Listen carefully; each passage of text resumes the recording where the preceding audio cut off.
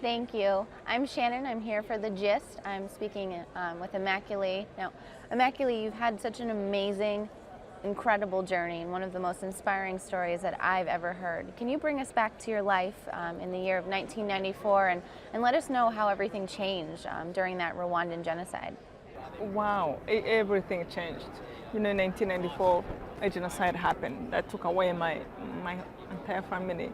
I still have a brother whom is so unfair to him when I say everybody, because it took so many.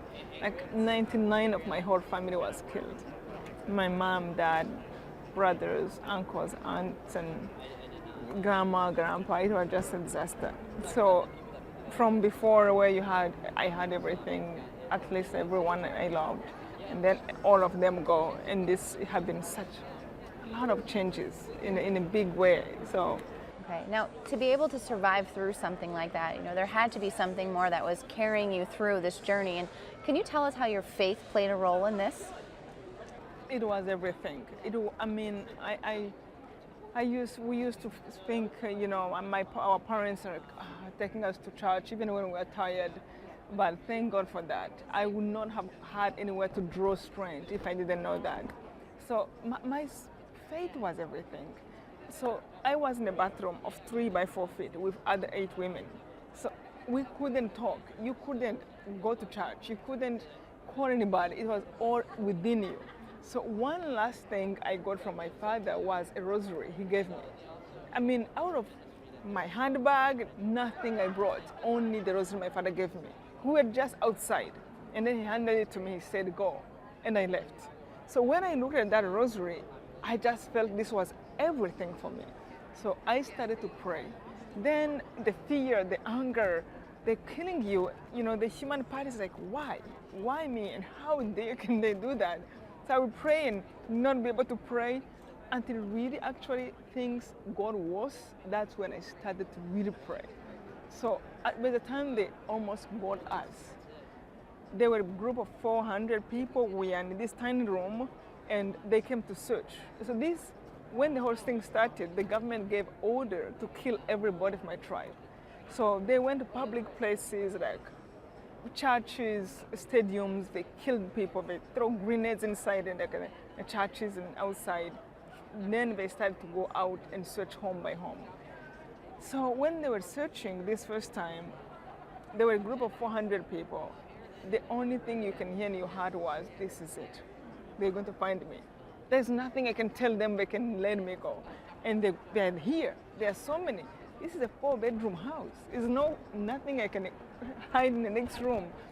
But that time I remember begging God, if you exist, if there's somebody who made me, if there's somebody who made everything I'm standing on, I am begging you, please don't let them find the door of the bathroom just today. I'm only asking just today. And I remember they came and searched, and they left. And the man who was hiding us later told us what happened. He said that they came up to the door of the bathroom. After going in the roof, in the ceiling of the house, on the roof, under the beds, opened suitcases to see if anyone was there hiding. And then they came right at the door of the bathroom.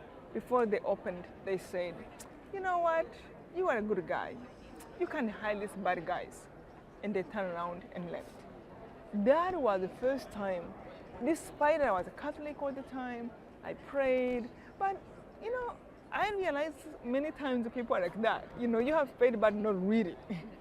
That was the first time I said, "Oh my God, you mean God is here, not just at church? He goes home with me. He's inside my heart. He can hear me, even when I'm not speaking loud, when I'm not really praying like the usual, starting like all formal." It was a shock how real he was, and he is. That's the truth. And that's when I started to speak to him.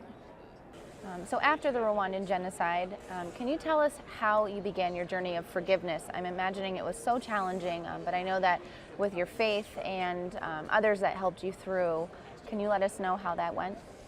I literally think once we start to pray sincerely, God not only is there to be praised, but He teaches us to live. So when I started to pray the rosary from my heart, because there are times I was praying, but my mind is somewhere else. They're going to find me. the fear is taking over.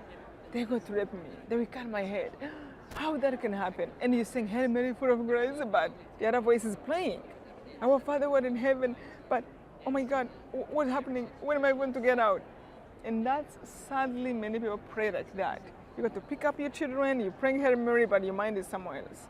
When I started to pray truly from my heart, which was the only way I can shut down the other voice that was scaring me, that's when everything became so much real. And I felt like a father was holding my hand and teaching me how to live through the experience, and how to find the joy. So for example, as praying the rosary, just the life of Jesus through the mysteries, you know, how he was born. The angel comes, Our Lady goes to Elizabeth, you know, through the mysteries. And then he's born, and like, where was he born? What was it like? Oh, actually, it was a stable. But he's God. He has everything. Why would he be born in such a poor place? And what does it mean? Because many times people, we all tend sometimes to look down on somebody who is poor because we think it's something so bad. And God chose the poverty. And that right away, once you know Jesus, it gives you the freedom to feel worthy no matter how poor you are. And that's really what it was doing to my heart, because I was eating the food of garbage in the bathroom, the leftovers of the children. And I'm feeling so ashamed of being there. And right away, as I'm thinking what Jesus went through, I feel like he's saying, look at me. Look what I went through. Am I bad? Should I be ashamed because I was rejected and put to the cross? Don't you see what I did even more through my suffering? So that was giving me like a feeling of accepting myself and accepting the whole pain.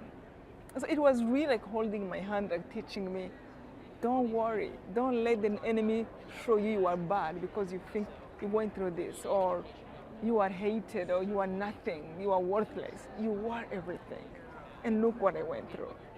And for our viewers at home that want to hear more about your incredible story and get some more information, can you let us know where we can find your website and other books that you've written? Yes, you can actually find my autographed books, which I send through my website, Immaculee.com, www.immaculee, that is IMMACULEE.com. And I send them signed. And I continue to write, meditation about the Rosary, because it really was that even brought me to understand forgiveness. When our Lord tells us, forgive us. I mean, in our Lord is prayer. Continuously he tells us, this is how you should pray. Forgive us as we forgive those who trespass against us.